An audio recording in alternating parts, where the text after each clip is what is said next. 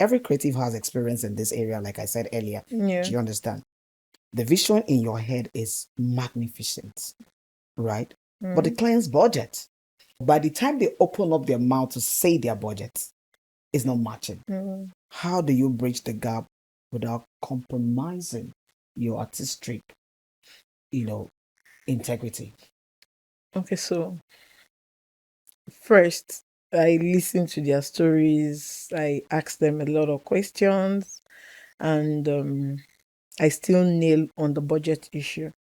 So when they say the budget, I'll first, you've paid me for consulting. You pay me first, you consult me. Okay. So when you consult me, I go on Venue Racy, I listen to your story. No, let's not run too fast. Before you talk about consultation, so an event, a client comes to you, for example, Yes. because we need to get this clear. Yes. The client comes to you first, Yes. right? Oh, this is the job I have in mind. Firstly, before you talk about consultation, do you quickly talk about budget with them? No. Do you ask that question? So you step back without saying budget. Okay, so first, do you scale them? Do you look at, what I mean scale, the psychology. Exactly. Do you weigh to see who or what category does this client belong to? Okay, so when you come in over the years, over the years, yes, over the years, over the years, I've come to that understanding that the fingers are not equal. Sure. So that's how the design structure, and plan have their stages. Now, the locations you take me to, you say you want to hold your events. My company definitely know what that location should attract. Then there is also, why should it attract that? Because it's what we're going to put back to it. Okay. So now you can now walk up to our company, or you give me a call and you now say this and that. If you start telling me what's the charges, I will tell you outrightly, that's not where we're to start from. So where do we start from? Number one, you've come to say your intentions. I want to research on your intention. You have to pay a consultation fee stroke, a RACI fee. Wow.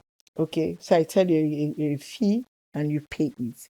When you pay it, I don't still talk. You have already given me your vision. This is what you want on so period of so dates, and this is how you want it. I said, no problem.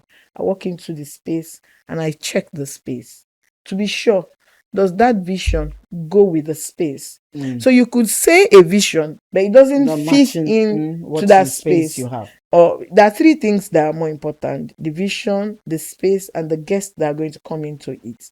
So by the time I sit down to do my analysis, I come in, you've paid me for consultation and for racing.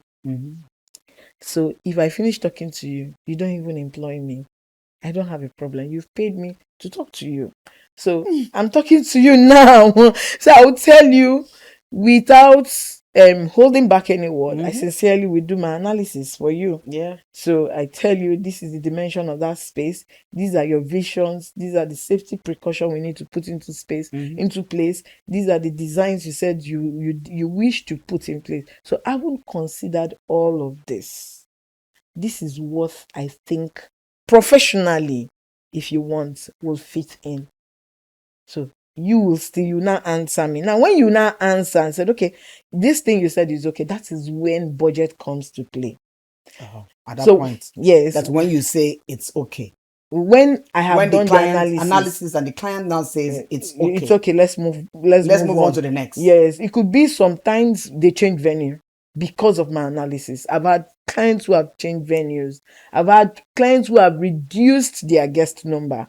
I've had clients who have reshuffled the process. They will tell me, okay, so go and redesign it. And I redesign the experience, So okay, so in the case where you now tell, okay, you get to you've done your analysis. All of that, it has been done. Then we now get to budget. That's where you are interested in. Okay. Yes. So now when I now put down the budget, this is where this thing that we have come this far. This is what we carry it to the end. And you now tell me, I do not have this.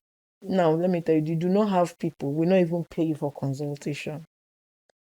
Those who are willing to have a good experience will pay you for consultation. Okay, so now when they pay and you get to that point and you tell them, they will just definitely sit you down and say, allow me, I thought or I had this at the back of my mind. How do we go about it? And I now start telling you, okay, this you have can provide this type of VIP chair, can provide this type of VIP table. It can give you a mirror floor. It can give you this. It can give you the bed. It cannot give you this type of light. It cannot give you this type of this. So which are your priority? So we put up your priority. So if your priority is setting up the table, we now say, okay, we're setting up tables. We're not having a suspender. If your priority is the light must not be that flamboyant. So we now look for a light that is lesser, and you now pay for. And we emphasize on what you want. But if you are someone who have an open budget and saying to us that, please create this experience, let my guests come in and have a fantastic time. Good and fine, we create it. So in the suggestion, while you're suggesting to a client whose budget is below whatever it is they dreamt about, right? Or whatever it is you have helped to dream about based on the venue they have and all that. Do you ensure to whatever suggestion that you are giving them does not go below what you would like to represent? Definitely. So if it is below, I also make it known to you that. So when it goes below, what do you do? It's not doable. What do you by not doable? That means you won't take up the job. Yes, that money cannot deliver this vision you're talking about. And I'm insisting is what I have. Does that not mean you won't take up the job? So I want to understand so I don't get desperate. One other truth is that I don't get desperate. I mean, I'm an intentional worker. I work intentionally and specifically. In every project we have handled, we try to exceed the expectation of our clients. But there are some specific payments, level of payment the client must have done for us to exceed. I like that part. Do you get? I like that part. So you cannot tell me you pay a peanut and you're not expecting me to use gold and design every space. No. But if you pay a standard payment and I have something more in my warehouse and I now feel it will amplify the amplify the design. Fine, I can, and I don't have need for it in another space. I'll use it because you have met a given standard. It could be you have paid a logistics. Let's use an instance. You have paid a logistics that will give me a thorough truck to transport these things to the location and return them back. And there is space in it, and you pay the basic service charge and logistics. I can decide, okay, why not add this sofa to it? We'll put it at the experience area. Why not add this little thing to it? We'll do it like that. And definitely it will help to enhance the total outlook of the space. So going beyond your client expectation is one of the things. That's our core. And I think I've seen you doing that because I've worked on that level and I've seen you giving us more beyond what we paid for.